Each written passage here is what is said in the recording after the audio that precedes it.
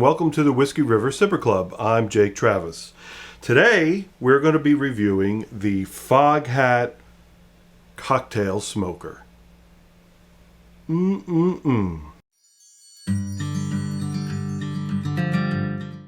Okay, so today I am going to review the Foghat Cocktail Smoker. I've used it a few times. I've done a few different things. I've tried, I came up with different ideas of creating better smoke and so on. So I'll let you know. I'm going to tell you some of the things that I did, what I liked about it, what I don't like about it, and tell you what I think and is it worth the money. I got the big set that comes with the serving board for cheese and meats. To serve in case you are also serving your serving drinks. When you get it in the mail, you get the fogger, which is actually 3 parts. It's a screen, okay, the bottom part of the hat, and then the top part of the hat. You get the serving board, and then a glass dome with a hole in the top. And you also get your choice of wood shavings. There's different flavors. I got the whiskey barrel oak. And you also get a culinary torch. They also give you just realized, a can of premium lighter fluid, which is basically butane, and then a different ports to fit underneath here to fill it. Okay. So it also comes with instructions on how to use it, and it's pretty straightforward. The way I did it is you take some of your fuel, Foghat fuel, you take the screen out, and you put some shavings in, and they say about 3/4 full. And as you can see, I'm almost done with mine. And then you put the screen over it. And then you put the Foghat either on top of the glass dome, which would be over your wooden server, or you could put it over one of your whiskey glasses, either an old-fashioned or the I just blanked out, or the whiskey glass that everybody else uses, the Glencairn. There we go. It will not fit into a stemmed whiskey glass, at least not mine, that came with my Delmore 12 that I got as a Christmas gift. So it won't fit in one of those. So what you do is you then fill up your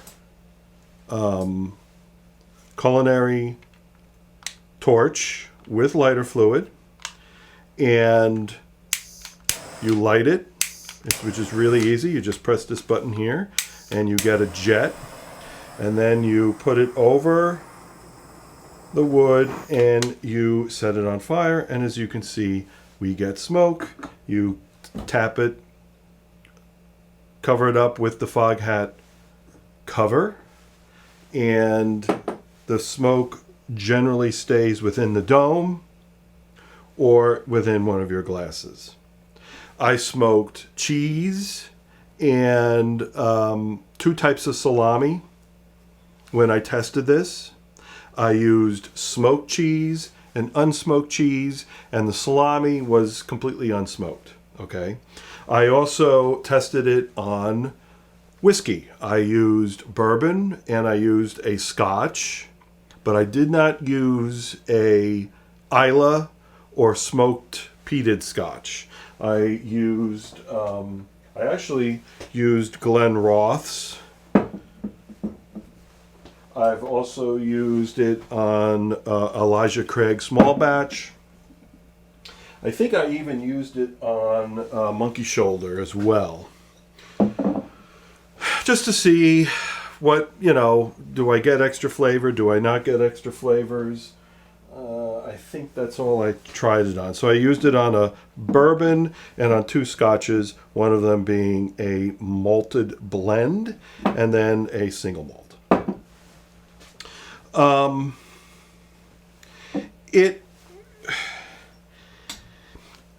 What I like about it is when you do use it in a room like this and you have guests, it does create a very cool impression and very cool effect, as you can see.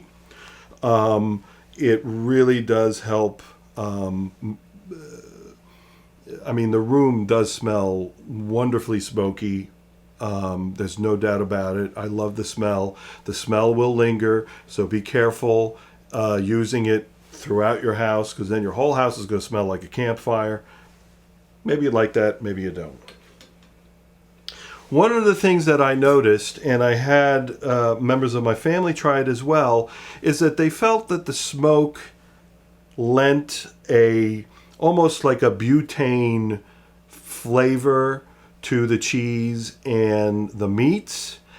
Some of them were too young, so they didn't have any alcohol, but that was one of my first impressions as well when I tried it, particularly with the Monkey Shoulder.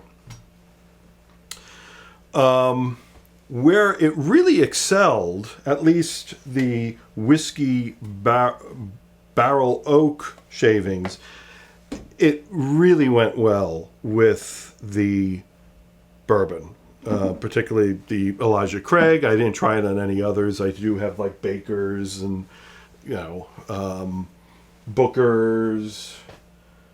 I got Wild Turkey. I got a bunch of bourbons. I only tried it on the Elijah Craig, and I did find myself, after finishing a dram, doing it again and tasting it and getting that smoke. Again, though, the smoke is not heavy. It's a bit light, and I thought it did have a bit of butane flavor to it. So after consulting with some people, we decided, well, maybe it's because of the torch, right? So what I came up with was I went and bought a cheap $5 little blower that's supposed to be used for campfires to blow ambers, and lighting the smoke and then blowing the ambers, and as you can see, it creates a ton of smoke. Did that really get rid of the butane flavor? If it even is butane. Not really. So I'm suspecting this is not really, if you're getting this hoping to get some really deep, rich smoke flavor in your meats and cheeses, it's not going to do that. However, it does enhance cheeses that are already smoked and meats that are already smoked. So in that regard, if you're going to serve smoked cheese, smoked meats, using this, particularly with the method that I just used, and I bought this on Amazon for $8, maybe it was $12, will enhance that smokiness, and at that point it might be a little worth it.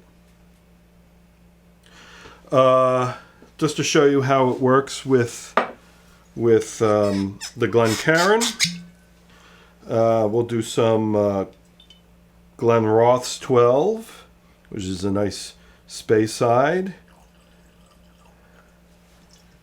It's not one of my favorites, but it's still pretty good.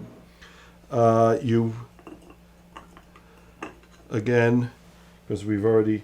Oh, the other thing too was to get to see if it's the wood or not. You know, like the wood shavings. I even went and got the Breville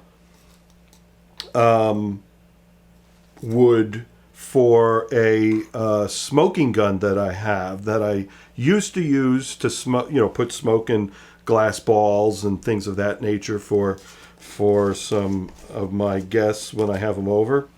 The Breville is actually more like wood chips than wood shavings. It worked well in this. In fact, here, we'll just use some of it. In fact, I think it gave a bigger smoke than the wood shavings that come with the Foghat, especially when you use the barbecue fan. So I put some of the Breville wood chips in, and we put it. Oh yeah, watch this. See, the smoke is still just sitting, and watch this effect. Look at that. I mean, isn't that cool? And it does smell good. So we light the wood, and this needs a lot more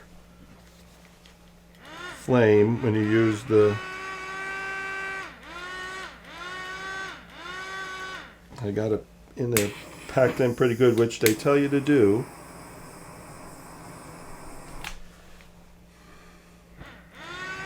There, we got a good flame, and as you can see, we just got a ton of smoke in there. I lock it up, and you can, you know, lift it up and shake it around, as you can see. And there's the smoke. Look at that.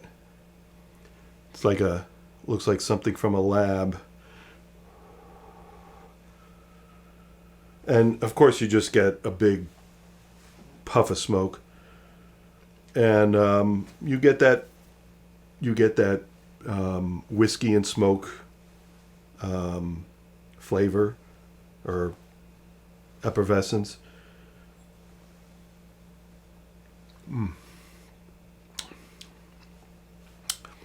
So,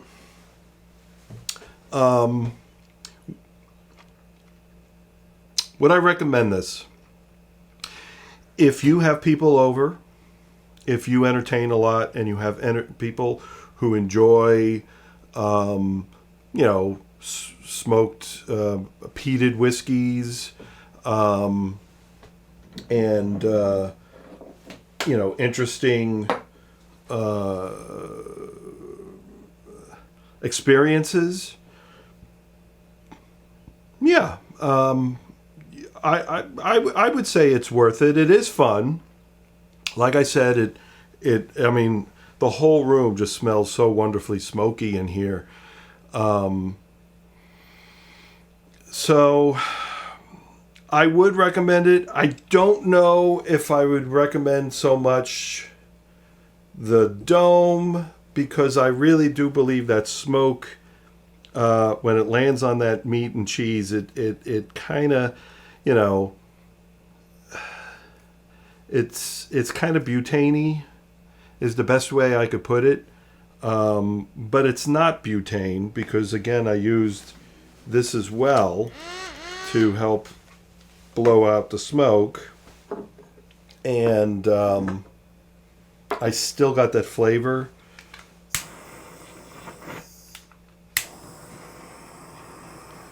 See, as you can see, it also depends on where you put the. Look at all that smoke. It just fills up. It's so neat. See, I just can't stop playing with it. I think the glass can be better quality. I kind of chipped it already. In fact, I did it today, getting it all ready for this shoot.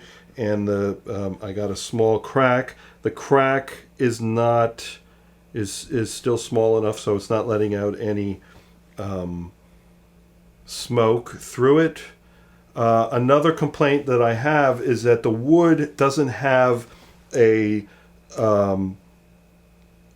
bevel inside, so that the dome can settle in the wood better. So as you can see, this slides, and I think if it had a small bevel around the board for the dome to settle in, it would actually help with the smoke, keeping it, because as you can see, sometimes it comes out through the cracks, and it will help stabilize this glass.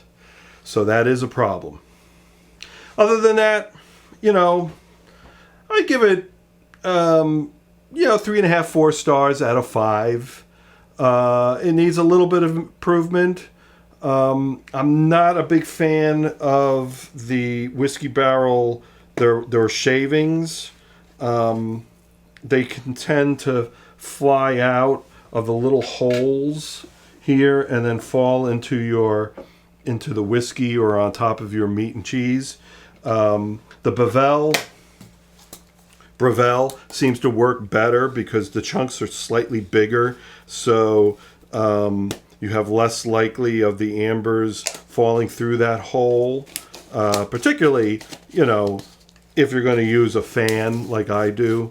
The fan really just produces a ton of smoke without having to continually use the butane, which I think does get into the way of the flavor. So that's my review. I hope you enjoy it. If you have one of them, tell me what you think. Thanks a lot. I'm Jake Travis, and this was the Whiskey River Sipper Club. See you next time.